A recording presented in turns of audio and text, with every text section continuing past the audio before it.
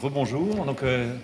C'est un très très grand plaisir pour moi de présenter Benoît Quan qui va nous faire ce séminaire-là ici. Et donc j'ai eu le plaisir de partager un bureau avec Benoît pendant 1 an au MIT et depuis on ne s'est pas séparés sur énormément de sujets. Mais Benoît il a fait énormément de choses diverses et variées, mais surtout il a beaucoup travaillé sur les milieux poreux et la modélisation numérique. Et je trouvais ça vraiment intéressant d'une part d'avoir son point de vue un peu sur les milieux poreux, parce qu'on a un sujet qui est directement en lien avec toutes ces questions de nanofluidique, transport, etc. Et aussi sur l'aspect modélisation numérique, parce que la modélisation numérique c'est un outil extrêmement puissant, mais il faut bien savoir le gérer, et Benoît sait parfaitement faire ça. Puis aussi avec des thématiques beaucoup plus grande échelle, parce que ça c'est une thématique qui nous intéresse, les échelles plus grandes. Donc là, tu vas nous parler, je crois, d'absorption et de transport de façon générale. Voilà. Merci beaucoup, Benoît. Eh ben, tout d'abord, bonjour à tous. Et puis, je voudrais dire, Lidéric, que c'était évidemment un plaisir partagé de partager le bureau avec toi et puis de travailler avec toi. Donc, je suis très flatté d'avoir été convié à vous parler aujourd'hui. Alors moi, effectivement, je vais vous parler de ce qu'on a fait plutôt par des approches de modélisation moléculaire autour des problèmes d'absorption, donc du confinement, on va dire, et du transport dans des matériaux nanoporeux. Alors, je préfère le faire maintenant parce que sinon je vais oublier. Je remercie mes collègues sur ces sujets, des postdocs, mais aussi donc des collègues qui sont dans la salle. Donc, Lidéric qui a beaucoup contribué à ce sujet, et puis Pierre Levitz qui est également présent dans la salle. Alors, je vais commencer par une définition assez triviale. Qu'est-ce que j'entends par un matériau nanoporeux? Alors, c'est une... Merci Pierre pour l'image que tout le monde reprend à chaque fois. Tu devrais faire payer des royalties. Donc c'est simplement un matériau, on va avoir une coexistence entre des domaines solides et puis une porosité, donc du vide. Et puis par définition, quand on parle d'un matériau nanoporeux, ça veut dire qu'on s'intéresse à des matériaux où l'échelle de la porosité ici, c'est typiquement de l'ordre du nanomètre. Alors on étend, c'est du nanomètre jusqu'à, on va dire, la centaine de nanomètres, c'est ce qu'on appelle le royaume des matériaux nanoporeux. Alors ça, c'est des matériaux qui existent naturellement ou qu'on sait synthétiser, comme des éolites, Lidéric en a parlé, mais aussi des charbons actifs, je vais y revenir un petit peu plus tard. Et puis, en fait, quand on s'intéresse à ces matériaux poreux, avec une taille spécifique, il y a 2 choses extrêmement importantes à garder à l'esprit. La première, c'est évidemment cette taille caractéristique, le nanomètre, donc ça a été discuté dans la leçon inaugurale par Lidéric, mais aussi plus tard dans d'autres cours. Pourquoi c'est si spécifique? Ce n'est pas juste une échelle comme une autre, c'est le milliardième de mètre. Et en fait, ici, c'est la limite où on ne peut plus considérer un fluide comme un milieu continu parce qu'on commence à être sensible à cette échelle-là, à la forme, la taille des molécules. Donc typiquement de l'angstrom jusqu'au nanomètre, mais même au-delà, vous avez des grosses molécules ou des structures, on va dire, supramoléculaires. Et en tout cas, c'est ça l'idée, c'est qu'ici, vous avez un confinement extrême où vous ne pouvez plus ignorer ce que Lidéric appelle, je crois, la granularité de votre fluide. Donc c'est plus un milieu continu. Et puis, alors ça, évidemment, donc, il va y avoir un effet très fort de ce confinement. On peut aussi dire qu'à cette échelle-là, typiquement, le nanomètre, c'est aussi la portée caractéristique, on va dire, des interactions qui assurent la cohésion d'un liquide. Dans l'eau, typiquement, une molécule d'eau voit ses voisines jusqu'à quelques nanomètres. Donc, quand vous confinez, vous pouvez aussi vous dire que vous introduisez une sorte de rayon de coupure dans les interactions. Et puis, le deuxième effet important, c'est une très grande surface spécifique. Donc typiquement, quand vous prenez une cendre de cigarette, par exemple, si vous prenez 1 cm3, si vous pouviez déployer toute la surface spécifique à l'image d'une feuille de papier chiffonné qu'on déplierait, vous allez avoir des mètres carrés, typiquement, dans 1 cm3 de cendre. Mais dans ces milieux nanoporeux, comme le rapport surface sur volume est très grand, vous pouvez atteindre des surfaces beaucoup plus grandes. Typiquement, l'ordre d'idée, c'est 1000 mètres carrés par gramme. Alors ça, c'est quelque chose qu'il faut dire, c'est que finalement, ces matériaux nanoporeux, vous voyez que c'est l'outil macroscopique, on va dire, pour faire de la nanofluidique. Parce que dans un matériau comme ça, macroscopique, alors je l'ai déjà dit, on peut les synthétiser, mais les éolites, c'est des phases haute pression, haute température de la silice, qu'on trouve en général haute pression dans les zones volcaniques. Donc on en trouve en France, typiquement dans le Massif central. Voilà. Alors, ce qui est important avec ces matériaux, pourquoi je dis qu'on peut déjà faire de la nanofluidique, c'est que macroscopiquement, vous pouvez déjà faire des mesures. Par contre, le problème, évidemment, c'est que vous avez déjà une réponse macroscopique dans laquelle il est parfois dur pour ne pas dire impossible souvent, d'extraire finalement la spécificité de ces effets nanométriques qu'on va étudier spécifiquement avec des outils de nanofluidique. Alors pourquoi je vous dis ça? C'est parce que ces matériaux, et je ne veux surtout pas faire un catalogue, mais c'est vrai que ces matériaux nanoporeux, en fait, on les utilise depuis très très longtemps. Je ne dirais pas sans savoir qu'ils étaient nanoporeux, mais presque. Encore une fois, je ne veux pas faire un catalogue, mais c'est utilisé dans notre vie tous les jours. En catalyse, on utilise certaines zéolithes pour passer le pétrole. On va le faire réagir, donc c'est de la catalyse, là on parle de chimie, pour produire en fait des petites molécules qui sont le début finalement de l'industrie chimique et puis aussi de l'essence. On l'utilise aussi pour la séparation de phases. Typiquement, produire des bouteilles d'oxygène, ça veut dire être capable de séparer l'oxygène de l'air. Ça, c'est très compliqué parce que O2 et une molécule comme N2, l'azote, c'est deux molécules qui se ressemblent comme deux gouttes d'eau. Quasiment la même masse, la même structure chimique, donc le même quadrupole quasiment. Donc il n'y a que des matériaux comme ces zéolithes qui sont capables de les séparer de manière très efficace et pour le coup à bas coût. Juste dernier exemple, l'échange aussi ionique. On utilise ces zéolithes qui contiennent naturellement des ions, en général sodium, potassium. C'est typiquement des adoucisseurs d'eau. Donc on va mettre en présence d'une eau dure avec des ions divalents comme le calcium. La force électrostatique évidemment avec un calcium est plus forte que le sodium. Donc le calcium va prendre la place de deux sodiums et on adoucit l'eau. Voilà. Bon, ça c'est un exemple un peu plus dramatique, c'est Fukushima. Aujourd'hui, une façon de filtrer les eaux qui ont été utilisées pour refroidir les réacteurs, c'est d'utiliser ces zéolithes qui vont piéger les ions césium, strontium, qui sont des ions nucléaires. Et puis, dernière application, il y a des choses plus légères, litière pour chat, engrais, et puis ça pour ceux qui aiment le keg qui s'auto-refroidit. Donc c'est le principe de la sudation. Ici, on a de l'eau, ici de la zéolite, et puis au moment où vous ouvrez le keg, c'est une invention allemande, on met en contact les deux, donc la zéolite est hydrophile, va pomper l'eau. L'eau ici est en contact avec la bière, donc principe de la sudation, on extrait de l'énergie du système, on refroidit le keg, ça prend 10 minutes à refroidir et ça reste froid 2 heures. Alors, après cette introduction, vous allez me dire, mais alors finalement, si on fait des nanoporeux, pourquoi faire de la nanofluidique? Parce que tout ça, c'est assez connu et utilisé depuis longtemps. Mais parce que je dirais que jusqu'à il y a 20 ans, finalement, il n'y avait qu'à se baisser pour trouver des applications. C'est-à-dire les gens savaient qu'il y avait ces zéolithes, des grandes surfaces spécifiques, et puis on trouvait des zéolithes ou des matériaux carbonés, on cherchait le bon pour une application, et voilà, comme je disais, on ramassait un peu les choses faciles. Et puis aujourd'hui, avec les enjeux climatiques, énergétiques, il faut un peu pousser ça. Et c'est là qu'on s'est rendu compte que finalement, il y avait beaucoup, et c'est vraiment l'idée du cours de l'IDERIC sur la nanofluidique, c'est qu'en fait, il y avait beaucoup de nouveaux phénomènes d'absorption et de transport dans ces matériaux nanoporeux à découvrir, à comprendre, pour pouvoir concevoir de nouvelles applications qui vont vraiment plus loin que ce qu'on sait faire au jour d'aujourd'hui. Alors c'est un peu de ça dont je vais vous parler aujourd'hui, c'est-à-dire de ce qu'on a compris, comme je vous disais, par des techniques essentiellement de simulation moléculaire et des approches théoriques sur l'absorption et le transport dans ces matériaux nanoporeux. Alors je vais commencer la première partie en vous parlant plutôt d'aspects thermodynamiques. Donc on va regarder ce qu'on appelle les phénomènes d'adsorption. Donc l'adsorption, c'est simplement que quand vous avez une surface, il y a une interaction moléculaire entre les molécules de fluide et la surface qui vont lier à une surconcentration de molécules de fluide à la surface de votre matériau. C'est juste ça. Alors on parle d'adsorption et pas d'absorption parce que A dans latin ça veut dire vers et ça veut dire qu'on se place du point de vue du fluide, c'est-à-dire c'est le fluide qui va vers la surface. C'est un petit détail sémantique qui n'a pas grand intérêt, mais juste pour ceux qui se demanderaient pourquoi c'est un D. Et puis on va parler aussi de criticalité, vous allez voir, de déplacement de points critiques dans les matériaux nanoporeux. Alors, en général, pour introduire les phénomènes d'adsorption, le mieux c'est de revenir un peu à la thermodynamique de base, c'est qu'en fait, ce que vous faites dans une expérience d'adsorption, alors moi je vais parler que de simulation, mais je vais vous montrer quand même quelques expériences. En général, on se place dans ce qu'on appelle en mécanique statistique l'ensemble grand canonique. En thermo, c'est simplement l'ensemble ouvert.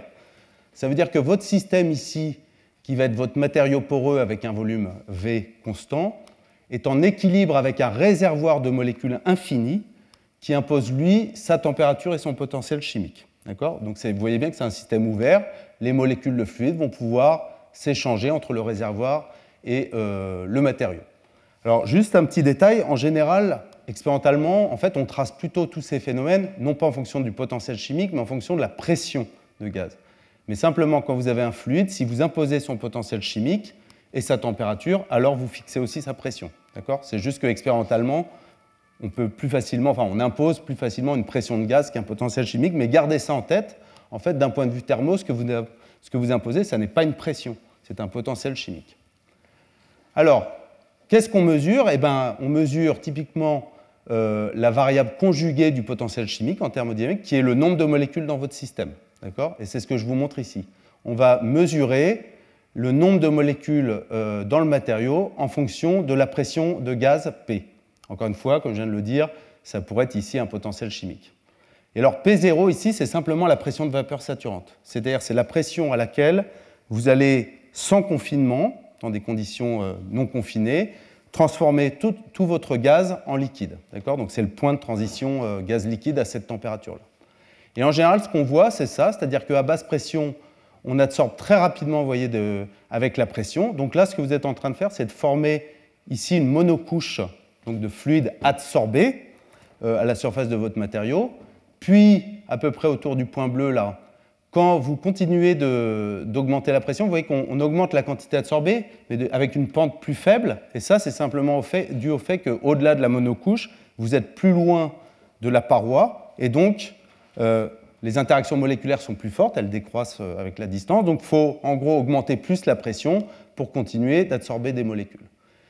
Puis, à une pression, vous voyez, largement inférieure à la pression de vapeur saturante, P0, vous avez cette discontinuité ici dans la quantité adsorbée qui traduit le phénomène de condensation capillaire. C'est-à-dire qu'à ce point-là, en fait, votre film ici, alors j'ai mis une coupe, mais en fait c'est un pore cylindrique, votre film ici devient mécaniquement instable et donc spontanément vous remplissez de liquide. Et alors là c'est intéressant parce que vous voyez qu'on retrouve, même si c'est des simulations moléculaires, donc à l'échelle de quelques nanomètres ici, je crois que c'est 4 nanomètres, vous voyez qu'on retrouve, alors il y a les fameuses fluctuations microscopiques dont parlait Lidéric dans le cours d'aujourd'hui, mais en fait on retrouve, si vous moyennez ici, vous allez retrouver parfaitement l'image du ménisque de Kelvin, comme dans un tube à essai. Et ça, c'est quand même un résultat assez surprenant qu'à cette échelle-là, on retrouve quand même les ingrédients de la thermodynamique, on va dire, classique. Puis, quand vous partez d'un pore complètement rempli, vous voyez que si vous diminuez la pression de gaz, vous observez une hystérèse. Alors ça, c'est de la simulation moléculaire, mais croyez-moi, on voit la même chose expérimentalement dans ces matériaux nanoporeux. Et là, ce qui se passe, c'est qu'en fait, vous allez avoir une évaporation capillaire. Donc, en gros, le ménisque qui est là, dont je viens de parler, va se déplacer et vous allez vider votre tube. Alors, cette hystérèse-là, elle a fait couler pas mal d'encre. En fait, l'explication, elle est assez simple. C'est que vous voyez que vous avez ici une transition à l'équilibre thermodynamique parce que vous avez une coexistence entre le gaz et le liquide. Donc là, il n'y a pas à nucléer la phase gaz, elle est déjà présente. D'accord ? Donc ça, c'est l'équilibre thermodynamique tel que décrit par la loi de Kelvin, je vais y venir. Alors qu'à l'adsorption, en fait, vous avez de la métastabilité. D'accord ? Donc vous devez aller jusqu'à la limite, on dit spinodale, c'est-à-dire la limite de stabilité de votre film, où là, vous allez observer la condensation capillaire. Donc ça, c'est quelque chose qui a été... c'est un papier de 1938 d'un certain Leonard Cohen. Alors, ça sonne un peu comme le chanteur, mais c'est avec un A, pas un E. Et qui a été, c'est marrant, parce que complètement éclipsé par un papier dans le même journal, la même année, le même volume, 60 pages avant, qui est le fameux modèle BET, Brunauer, Emmett et Teller. Donc Teller, c'est le physicien célèbre de l'effet Yann-Teller, qui a travaillé là-dessus, où en fait, c'était simplement, ils ont développé un modèle d'Ising, alors ce n'est pas la dérivation qu'ils choisissent, mais ça revient à un modèle d'Ising, pour décrire l'adsorption, vous voyez, d'un film multicouche sur une surface. Et puis alors, pour cette partie-là, j'ai déjà un peu tout dit, j'ai dit, c'est finalement des ingrédients de capillarité très très classiques. On écrit une loi de Laplace, c'est-à-dire qu'on écrit que la différence de pression entre le gaz et le liquide ici n'est pas nulle. C'est pour ça qu'il y a un ménisque courbe, et cette différence de pression compense exactement le terme de tension de surface gamma. D ici, c'est la taille de pore, donc c'est le rayon de courbure de votre ménisque. Ça, c'est la loi de Laplace. Vous rajoutez dessus l'égalité du potentiel chimique, puisque je vous ai dit, on est dans un ensemble grand canonique, c'est-à-dire que les molécules sont libres de s'échanger entre le gaz et le liquide. Si vous combinez les deux, vous obtenez la loi de Kelvin, qui est une loi qui décrit que la condensation capillaire dans un pore de taille D se fait à des pressions d'autant plus basses que D est petit. Voilà. Et c'est ce que vous voyez ici. Alors ça, c'est l'image, on va dire, très classique des phénomènes d'absorption. En fait, on peut combiner les deux images, parce que là, j'ai décrit une seule isotherme d'absorption et deux modèles en gros. Et ça, en fait, ça a été fait par un physicien russe, Deryagin, qui avait reconnu qu'en fait, une des faiblesses de l'équation de Kelvin, si je puis dire, c'est que l'équation de Kelvin, cette capillarité, vous dit si c'est le gaz ou si c'est le liquide qui va mouiller, qui va remplir la porosité. Mais en fait, moi, dans ce que je vous ai montré, vous avez vu, on a la formation d'un film adsorbé d'épaisseur L, ici. Enfin, pardon, je l'ai appelé L, c'est le liquide, et donc l'épaisseur, c'est T. Alors, je vous ai dit, on se place dans l'ensemble grand canonique. Donc, la fonction thermodynamique qu'il faut minimiser dans cet ensemble-là, c'est le grand potentiel, qui est en fait une énergie libre, mais dans l'ensemble grand canonique. Et alors, ce grand potentiel, c'est la somme des termes de volume. Donc, ici, vous avez les termes pression fois volume pour le gaz, pour le liquide, et puis vous avez deux interfaces ici. Une interface, donc gamma, c'est la tension de surface, solide-liquide, et puis vous avez une interface ici, liquide-gaz. Alors, si vous vous arrêtez là, c'est l'équation de Kelvin. Vous allez retrouver exactement ça. Et donc ça avait été reconnu par Deryagin, qu'en fait, il manquait quelque chose ici pour décrire en fait, la formation de ce film. Et donc pour ça, il rajoute un terme ici en rouge, qui est un terme de surface aussi, c'est pour ça que ça dépend de A, qui est l'aire de la surface. Et on va rajouter ce potentiel de surface, WT, qui va décrire le fait que, d'un point de vue thermodynamique, c'est favorable d'augmenter la taille du film ou au contraire de la faire disparaître ou de la diminuer. Donc ça, pour ceux qui sont familiers avec ça, c'est en fait ce potentiel surface, donc c'est une énergie par unité de surface. Si vous prenez sa dérivée, ça vous fait une énergie par unité de volume. Donc ça, c'est une pression, une énergie par unité de volume.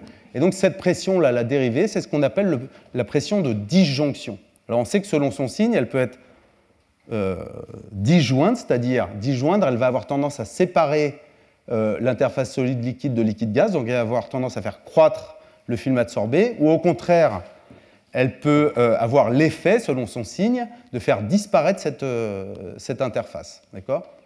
Alors, on peut mettre beaucoup de choses dans cette fonction, dans ce potentiel de surface.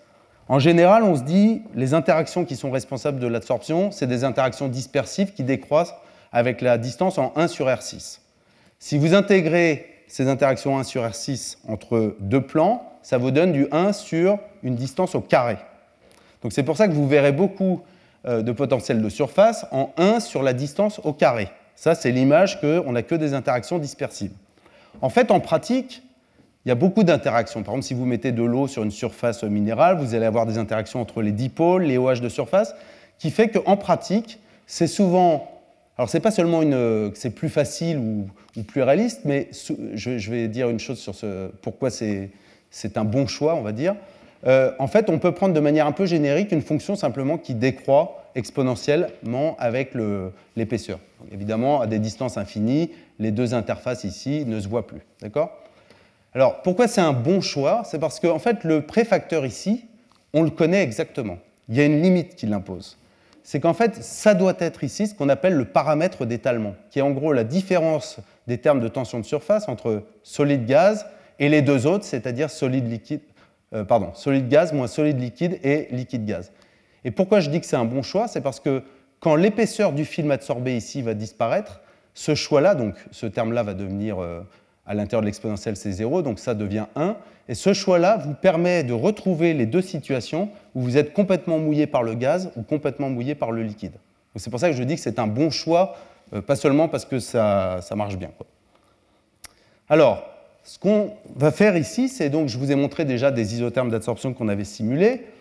Alors, le problème ici, c'est qu'évidemment, il y a deux grandeurs qu'on ne connaît pas. Ce paramètre d'étalement, il est propre au couple fluide-solide, mais il est coton à mesurer. Donc, en pratique, on va le traiter comme, on va l'ajuster. Et puis ça, si, c'est la longueur, c'est la portée de cette interaction. D'accord ? Donc, on a deux paramètres. Ce qu'on va faire, c'est on va prendre notre isotherme d'adsorption pour le plus grand port et on va la sacrifier pour estimer ces deux paramètres. D'accord ? Donc le modèle, c'est en rouge. Vous voyez que c'est exactement ce que je vous disais dans le slide précédent. On a un modèle qui nous permet de décrire de manière aussi bien à basse pression qu'à haute pression, à la fois la partie physisorption, formation de ce film adsorbé, et condensation capillaire. Et une fois que j'ai ces paramètres-là, évidemment, j'y touche plus, puisque je viens de vous dire c'est propre au couple solide, fluide. Donc ce que je vais vérifier ici, c'est que ce modèle-là, la ligne rouge, est capable de reproduire la pression de condensation capillaire, donc celle que je vois ici, en fonction du rayon de mon pore. Donc ça, c'est le pore que j'ai utilisé pour calibrer. Mais vous voyez que même pour des toutes petites tailles de pore, on décrit très bien ce qu'on observe en termes de pression de condensation. Et les croix ici, c'est des expériences qui ont été faites par ma collègue Anne Gallarneau à Montpellier, qui a considéré des pores de type... alors, c'est des mésopores de silice qui sont cylindriques. Je ne rentre pas dans le détail, mais ils arrivent, nos collègues chimistes, à synthétiser des phases hexagonales avec des pores presque parfaitement cylindriques. Donc, vous voyez qu'on a ici un très bon accord entre le modèle, les simulations et l'expérience. Pardon ? Alors, non, c'est de l'azote à 77 Kelvin. Donc c'est plus simple, mais c'est un peu le fluide de référence pour la caractérisation des matériaux poreux. Donc on a beaucoup d'isothermes d'absorption. C'est un peu... voilà. Donc pour l'eau, je crois qu'Elisabeth Charlet avait regardé et que ça marche aussi. Voilà. Par contre, c'est pareil, il faut évidemment ajuster le paramètre d'étalement ou la constante de Hamaker quand on prend des interactions dispersives. Voilà, c'est ça. C'est pour ça que l'exponentielle est intéressante parce que, alors comme je disais, ce n'est pas seulement que c'est une espèce de fonction générique qui décrit simplement une interaction qui décroît avec une portée caractéristique xi, c'est vraiment, il y a quand même cet argument plus théorique que par ailleurs le fait que le préfacteur et le paramètre d'étalement assurent qu'on a les bons régimes asymptotiques. Alors maintenant, ça, tout ce que je vous ai dit, c'est des choses finalement très très classiques. Maintenant, ce qui est intéressant, c'est si on regarde l'isotherme d'absorption qu'on obtient pour plein de tailles de pores. Parce que là, il y a quand même un résultat, je suis passé vite, mais vous voyez que là, on est parti de plutôt grands nanopores. On est à 5 nanomètres, donc 10 nanomètres de rayon, mais là, on est vraiment, on atteint presque le nanomètre. Alors là, je vous montre ce qu'on obtient justement quand on fait des isothermes d'absorption, toujours d'azote à basse température, en fonction de la taille de pore. Alors il y a cette fameuse hystérèse de capillarité, puis vous voyez que quand je diminue la taille de pore, elle va diminuer en taille, elle va quasiment disparaître, mais là, ça reste quand même, il y a quand même une petite hystérèse, ça reste discontinu. Et puis, alors, ce point rouge, en fait, il symbolise le fait qu'il y a une sorte de diamètre critique en dessous duquel les isothermes d'absorption, il n'y a plus d'hystérèse, et plus fort que ça, les remplissages et les vidages, du coup, deviennent réversibles. D'accord ? Réversibles et continus, pardon. Alors ça, c'est à température constante. Donc ça, si vous tournez votre tête sur la gauche, ça suggère en fait cette enveloppe rouge là, qui a une espèce de point critique de capillarité. Alors, si vous faites les mêmes simulations ou les mêmes manips, ça a été fait, cette fois-ci pas en jouant sur la taille de pore à température constante, mais vous faites même taille de pore et vous cherchez le point critique capillaire, c'est-à-dire en température. Et bien vous obtenez ça. Alors, la courbe noire, c'est le diagramme de phase de tous les fluides. C'est la température en fonction de la densité. En dessous de la température critique, vous avez deux points qui coexistent. Basse densité, c'est le gaz. Haute densité, c'est le liquide. Et si vous faites ça, donc ça c'est pour un fluide bulk, donc ici l'azote à 77 Kelvin, donc l'azote, son point critique c'est 126 Kelvin de mémoire. Et ce qui est intéressant, c'est que si vous faites ça dans un matériau poreux, vous allez voir qu'il y a un déplacement vers les basses températures de ce point critique, estimé comme ça, c'est-à-dire le passage où on passe de discontinu, c'est-à-dire une transition de phase du premier ordre, à une transition de phase du deuxième ordre. Et alors ça, c'est assez marrant parce que c'est quelque chose qui avait été prévu il y a très longtemps. Alors, je cite Bob Evans en 1986, mais en fait, Michael Fisher a un papier en 1983 où il écrit aussi ça. Alors, ils ne sont juste pas d'accord sur l'exposant critique ici, mais ils ont prédit, par des approches différentes, qu'il y a effectivement un déplacement du point critique qui varie en inverse de la taille de pore. Donc ici, c'est le rayon, ici le diamètre, mais il y a juste un facteur 2. Alors, ce que j'ai fait ici, c'est de comparer plein de données de la littérature. Alors, en blanc, c'est des expériences. Alors, quand je vous dis plein de données de la littérature, c'est que je ne pourrais même plus vous dire quel point est quoi, mais il y a plein de fluides. Il y a de l'eau, il y a de l'azote, il y a du CO2, enfin voilà, il y a vraiment plein de fluides, des liquides organiques, des choses comme ça. Et alors, pour pouvoir tracer ça de manière sans dimension, ici, c'est facile parce que c'est déjà sans dimension, c'est normalisé au point critique. Et puis ici, en fait, j'ai normalisé au paramètre sigma, qui est la taille de la molécule, donc qui est pris simplement comme le diamètre cinétique. Et donc vous voyez que, alors, Bob Evans avait prévu ça simplement avec une théorie de champ moyen, et c'est finalement simplement un espèce d'argument presque de dimension en disant qu'il y a un effet de rapport surface sur volume. Hein, c'est ça qui vous fait apparaître la taille de pore.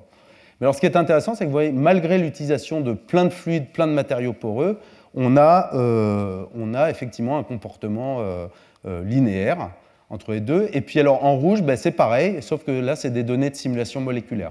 Et pareil, plein de fluides, plein de matériaux poreux différents. Donc on a une sorte de consensus pour dire qu'il y a effectivement un déplacement du point critique. Alors c'est toujours très très discuté, savoir si c'est vraiment un point critique avec un grand P et un grand C, je dirais, ou si c'est une espèce de pseudo-point critique, c'est toujours discuté. Mais l'idée c'est ça, c'est de dire que finalement pour des grands pores, on a une vraie transition de phase. Ici on a une coexistence entre une phase gaz, alors cette qui coexiste avec le liquide, alors qu'ici, c'est l'image un peu d'un fluide supercritique confiné, c'est-à-dire qu'on a des fluctuations de densité énormes, le fluide devient extrêmement hétérogène, donc on a un peu cette image de fluide au-dessus de sa température critique. Alors là, il y a une espèce d'incohérence, parce que je suis en train de vous dire que finalement, il se passe quelque chose quand on traverse ce point-là, c'est-à-dire quand on va vers les tout petits pores, mais en même temps, je vous ai dit ici, enfin en tout cas c'est ce que suggère cette courbe, qu'apparemment, finalement, des théories classiques de capillarité thermodynamique décrivent très très bien notre système. Puis on a bien envie de prolonger ces points à des confinements ultra extrêmes. Alors pour regarder ça, on a fait la chose suivante. On s'est dit on va aller vers des milieux vraiment extrêmement confinants, donc les zéolithes dont on a déjà parlé. Donc on a pris 4 zéolithes à petits pores, vous voyez, alors elles ont des noms toujours 3 lettres comme ça. Donc on va en gros de diamètres qui sont vraiment, vous voyez, la plus grande c'est le nanomètre, hein, donc on est vraiment dans sous le nanomètre. Et puis on s'est dit, bah, pareil, comme on ne veut pas regarder simplement avec un fluide, on va prendre 4 fluides, donc l'azote, très simple, l'hexane, déjà un peu moins simple, l'acétone, qui est une molécule, un solvant organique, et puis un xylène, donc une molécule aromatique. Donc vraiment, on a fait des molécules, on va dire, de complexité variable. Donc 4 fluides, 4 zéolithes, ça nous donne 16 points. On a fait toutes les isothermes d'absorption pour prédire, en gros, alors on n'a pas tracé la pression de remplissage, on a tracé KT log de la pression, donc c'est ce que je vous montre ici, c'est le potentiel chimique au remplissage, puisque je vous ai dit que ce qui comptait, c'était le potentiel chimique. D'accord ? Mais j'aurais pu le tracer en pression. C'est le potentiel chimique en fonction de ce fameux paramètre de capillarité qui apparaît dans Kelvin. Donc, je rappelle, gamma, c'est la tension de surface liquide-gaz. Rho, c'est la densité du liquide. Donc, quand il est rempli, on suppose qu'il a la densité du liquide. Et D, c'est la taille de pore. Donc, c'est le rapport surface sur volume, c'est le paramètre de confinement. Alors, les points, là, les 16 points qu'on a, c'est tous les points pleins. D'accord ? Alors, je ne me rappelle plus, mais voilà, le symbole, c'est un fluide et la couleur, c'est une matrice.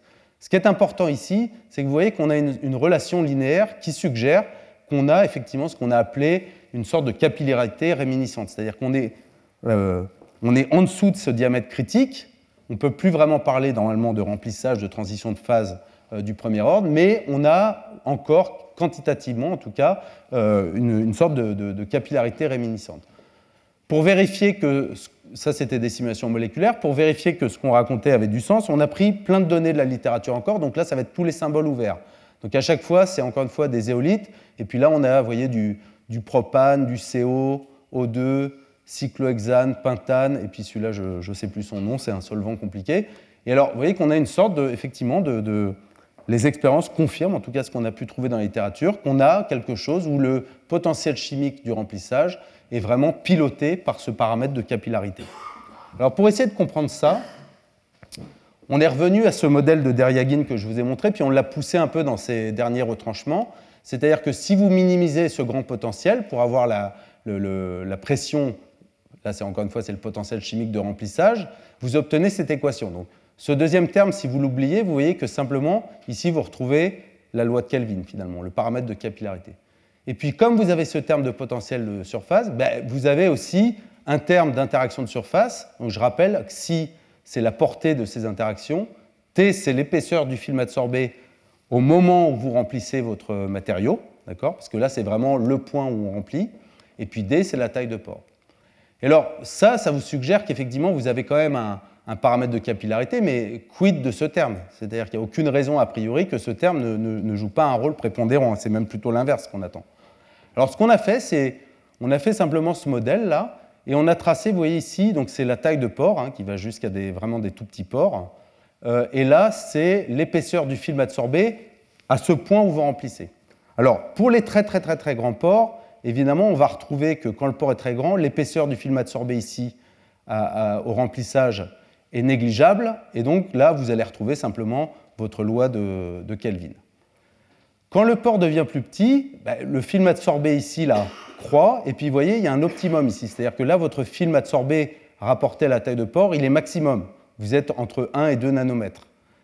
Mais, et c'est là qu'on va pouvoir, en tout cas, intuiter un peu ces résultats, ce qui est intéressant, c'est que quand vous poussez vraiment les tailles de pore vers les toutes petites tailles, en fait, ce remplissage ici, cette pression-là de remplissage, elle est tellement à basse pression, à très très très basse pression, que le film absorbé qui se développe ici reste très très faible. Donc en fait, vous pouvez supposer ici que même si la taille de pore est toute petite, en fait, l'épaisseur du film absorbé est encore plus petite. Alors quand vous faites une sorte de développement limité ici, vous obtenez ça, c'est-à-dire que, et ça c'est ce qui nous intéresse, on a toujours ce terme de capillarité qui semble être le terme dominant, on va dire, et là on a le terme d'interaction de surface. Alors, je n'ai pas dit qu'il était négligeable. J'ai juste dit que vous avez quand même un terme dominant qu'on semble observer ici, et ce terme-là, en fait, il n'est pas nul, mais c'est celui qui est responsable de la dispersion des points autour de cette loi de capillarité. Mais vous gardez un comportement quand même piloté pour beaucoup par ce terme de capillarité. Alors maintenant, je viens à la partie transport. Comment c'est à 45? Il me reste 15 minutes. Ouais. Alors, pour la partie transport, alors, là, c'est des travaux donc, que j'ai mentionnés plus tôt, qu'on a fait avec l'IDERIC. Alors, simplement, pour le plus simple, si vous voulez décrire le transport dans un matériau nanoporeux, c'est de repartir de cette loi de Darcy, qui au départ était une loi parfaitement empirique, découverte au milieu du XIXe siècle par Darcy. C'est simplement en fait une loi de réponse linéaire, c'est-à-dire que vous prenez un matériau, vous appliquez un gradient de pression pour induire un flux de molécules, et vous observez que la vitesse des molécules, pourvu que le gradient de pression ne soit pas trop fort, la vitesse des molécules est simplement proportionnelle au gradient de pression. C'est une théorie de réponse linéaire. Et puis, dedans, vous avez deux paramètres. Vous allez avoir état, qui est la viscosité du fluide. Donc ça, en gros, l'idée qu'on a parlé avant, c'est le terme qui résiste au transport, d'accord ?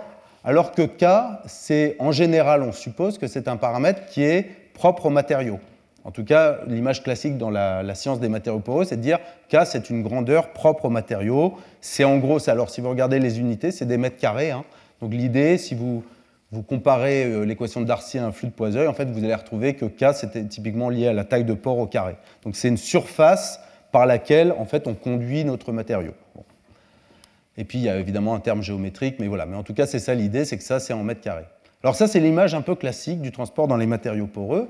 Et en fait, ce qu'on avait fait donc, à l'époque avec Kerstin, qui était postdoc, et l'IDERIC, c'était de regarder en fait, le transport, c'est-à-dire la vitesse d'écoulement ramenée au gradient de pression, hein, puisque évidemment, on a vu que les deux sont liés, en fonction de l'inverse de la viscosité du fluide. Alors, on a pris ce matériau très compliqué, qui en gros est un matériau nanoporeux de carbone très très désordonné, comme vous pouvez le voir. Hein, il n'y a pas de pores cylindriques, sphériques, plans. Voilà, c'est une espèce de matériau extrêmement désordonné. Donc ici, les différentes couleurs, c'est qu'on a fait plusieurs fluides. Méthane, propane, hexane, nonane, dodécane. D'accord ? La loi ici, le trait pointillé, c'est la prédiction de l'équation de Darcy si je suppose que j'ai des pores cylindriques. Donc en gros, ici, K, c'est la taille de pore au carré divisée par 8. Et alors ce que vous voyez, c'est plusieurs choses intéressantes. C'est que déjà, alors Darcy, avec une image de pore cylindrique, n'est pas complètement déconnecté des résultats. Hein. Alors c'est une échelle log, donc c'est pas très bon, mais en fait, on a quand même à peu près le bon ordre de grandeur. C'est pas si loin que ça. Par contre, ce qui est plus intéressant, c'est que vous voyez que quand vous passez d'un fluide à un autre, donc là, en gros, ici, hein, vu l'équation, simplement, la pente, c'est en gros la perméabilité ici. Je viens de vous dire que normalement, l'image classique, c'est que c'est indépendant du fluide. Or ici, vous voyez bien que ça dépend drastiquement du fluide. Et pire que ça, vous changez pour le même fluide ici, vous changez la densité, donc en gros le nombre de molécules par unité de volume dans les cages, vous voyez que même là, votre perméabilité dépend de l'état du fluide. Donc ce n'est pas fluide indépendant, et même pour un fluide, c'est dépendant aussi des conditions thermodynamiques. Alors ça, je vais passer ce slide par manque de temps, mais ça c'est quelque chose où j'ai beaucoup appris de Lidéric, mais en fait il y a une façon d'expliquer pourquoi ces résultats-là, donc sur un fluide ultra confiné à l'échelle moléculaire, s'écartent de la vision transport visqueux classique. L'idée en fait c'est de repartir de cette équation de conservation de la quantité de mouvement. Donc ici vous allez avoir la dérivée de la quantité de mouvement, donc en gros c'est l'accélération d'une particule fluide, et puis ça c'est le bilan des forces qui s'appliquent sur cette particule fluide. Donc vous avez le gradient de pression qui est la force externe qui induit le transport, vous avez ce terme de viscosité qui décrit la relaxation, la friction à l'intérieur de la particule de fluide, et là vous avez le terme de frottement entre le fluide et la matrice solide. Et en gros, quand vous utilisez cette équation, ça a été mentionné par Lidéric dans son cours, vous supposez qu'il y a une séparation d'échelle. C'est-à-dire vous supposez que le temps de relaxation des contraintes à l'intérieur de la particule de fluide est extrêmement rapide, c'est un temps moléculaire, alors que le temps de diffusion de la quantité de mouvement, donc de transfert de la quantité de mouvement, elle va se faire sur des temps beaucoup plus longs. D'accord ? Donc c'est ça qu'on fait.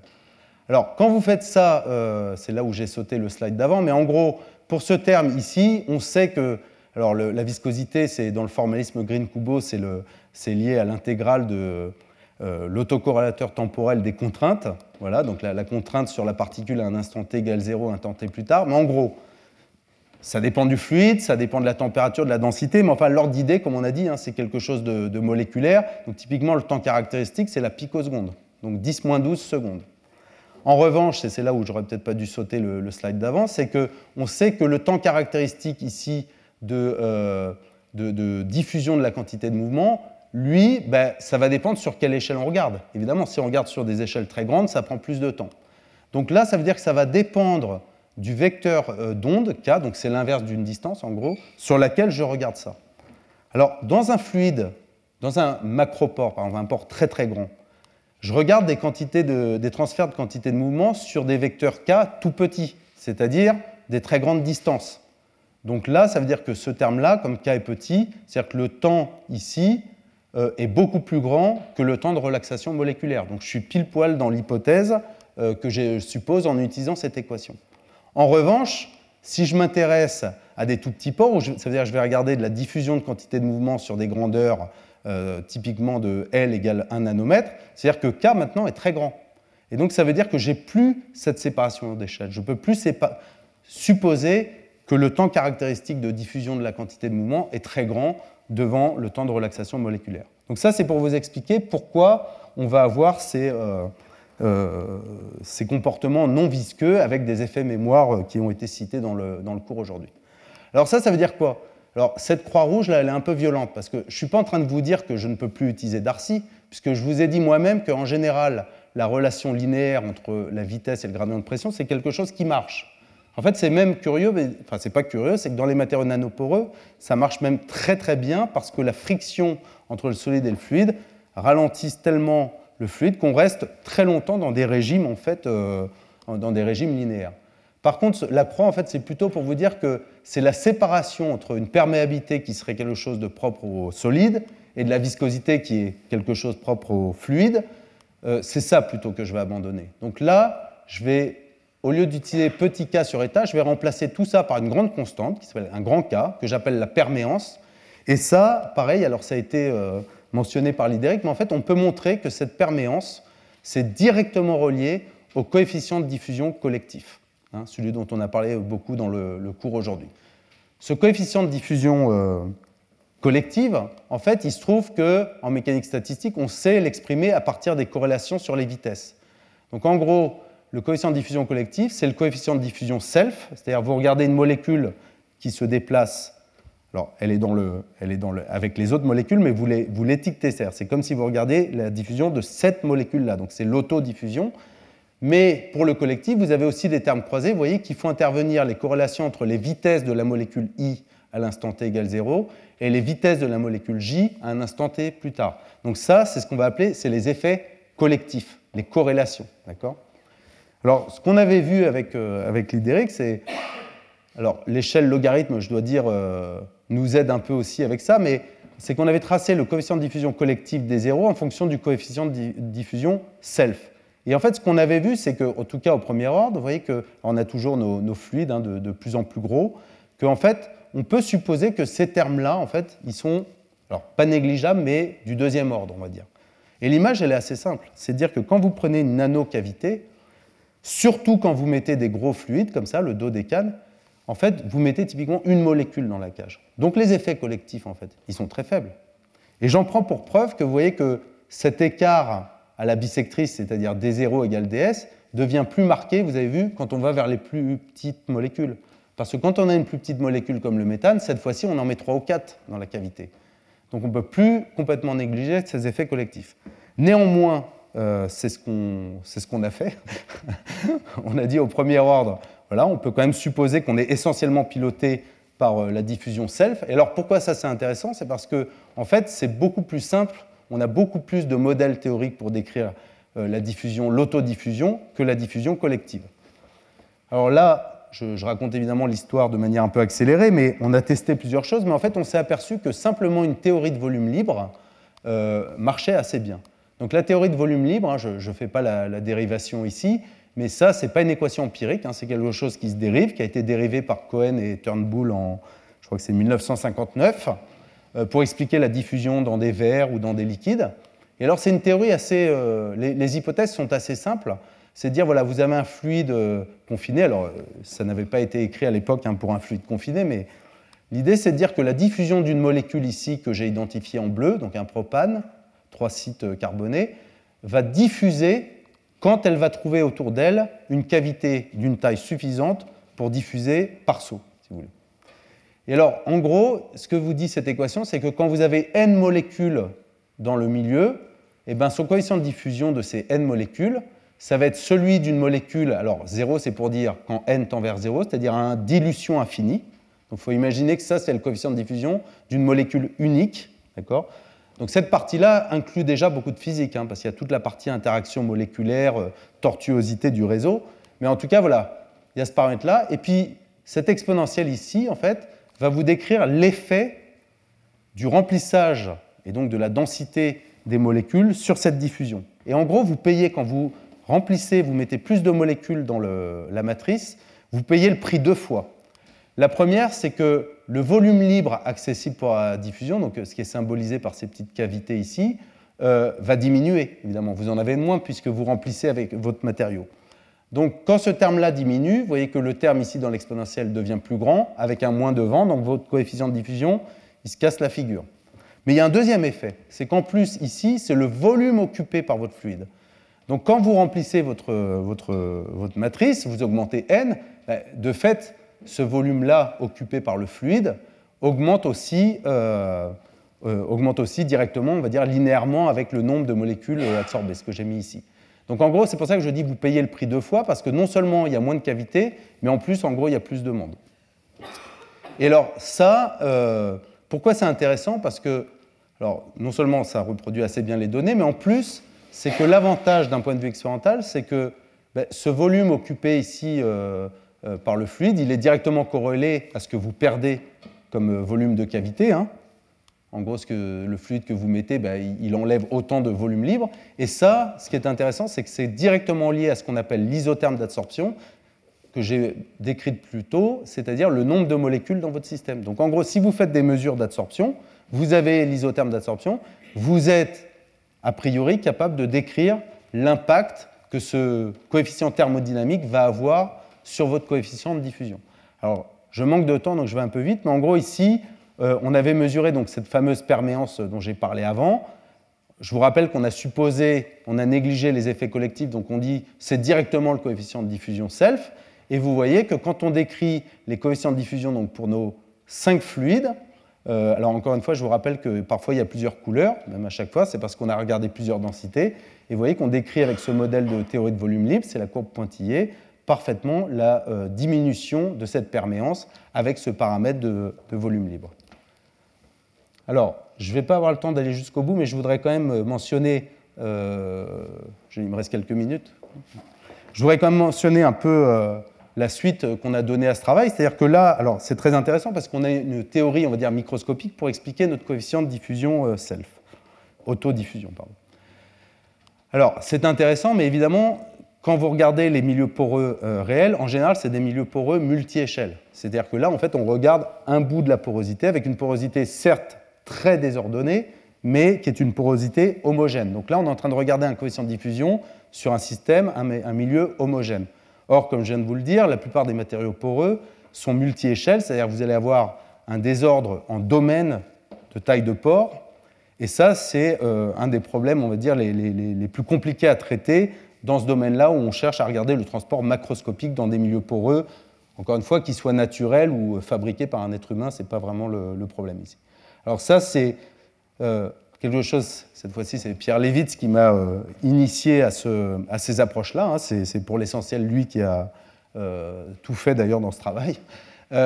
L'idée, c'est de dire, maintenant, je veux m'intéresser, comme je viens de le dire, à plutôt la partie temps long. C'est-à-dire que je ne vais pas regarder seulement la diffusion sur un milieu homogène, comme celui que je viens de vous montrer, mais je vais considérer des milieux hétérogènes.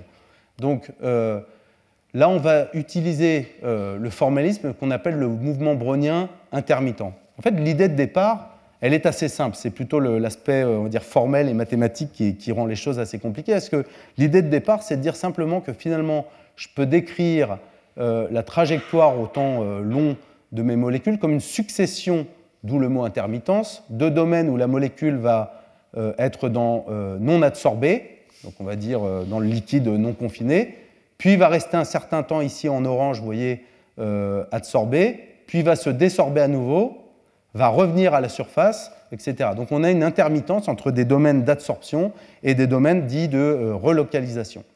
Alors, ça, je peux le décrire mathématiquement avec cette fonction. C'est-à-dire ici, je trace fonction qui vaut 0 quand la molécule n'est pas à la surface et 1 quand la molécule est à la surface. D'accord ?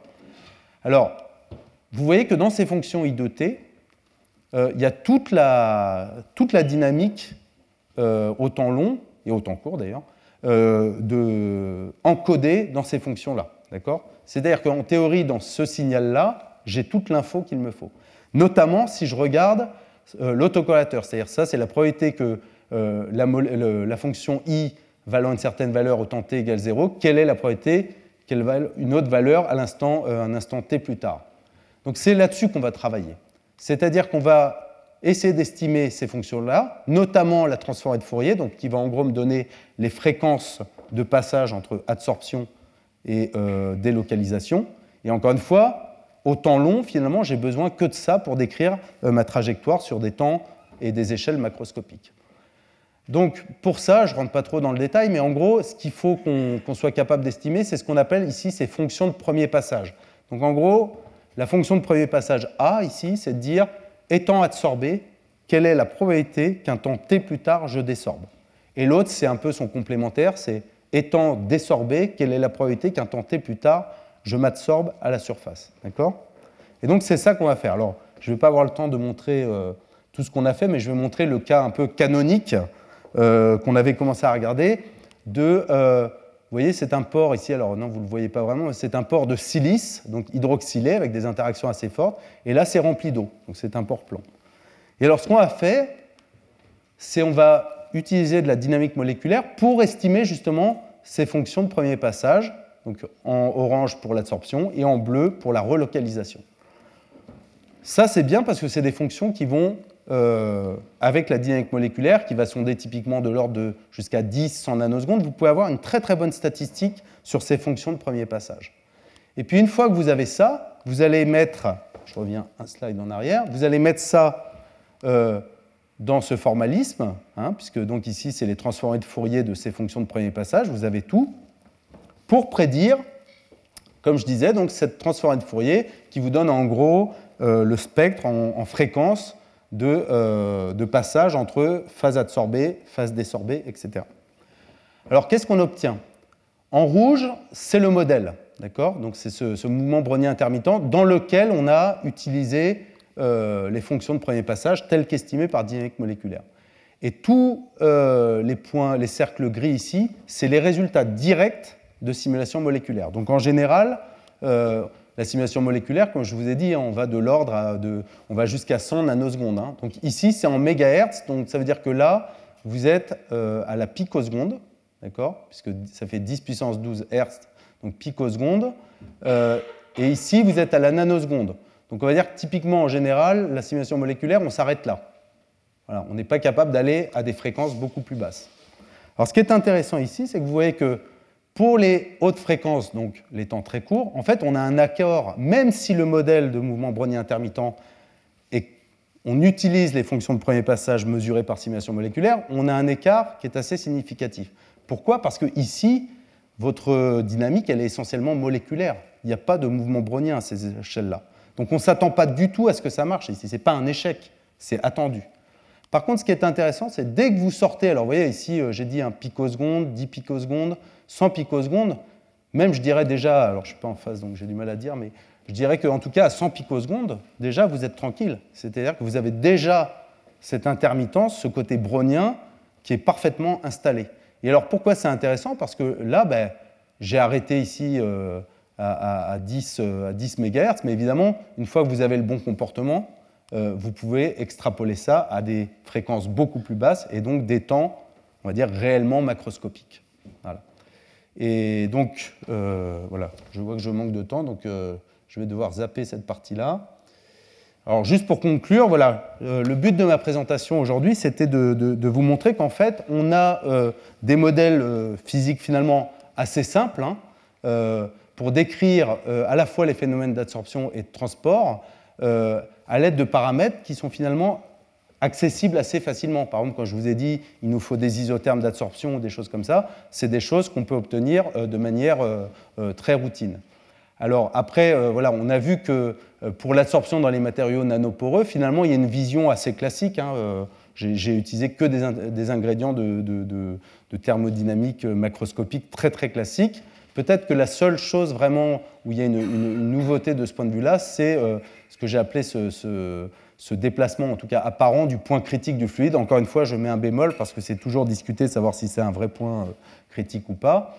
Pour la diffusion, on a vu pareil, alors c'est un peu ce que j'ai voulu dire en intro ici, mais on a vraiment des modèles finalement assez simples, même si parfois mathématiquement ça peut être compliqué à mettre en œuvre, mais les modèles que j'ai mentionnés dans la deuxième partie, que ce soit la théorie de volume libre ou le mouvement brownien intermittent, c'est des choses, des formalismes avec des idées finalement assez simples et assez établies. Et voilà, et ça nous permet d'espérer en fait de pouvoir à terme faire vraiment du passage d'échelle pour aller décrire vraiment ces phénomènes d'absorption et de transport, mais multi-échelle. Et avec ça, je vous remercie pour votre attention.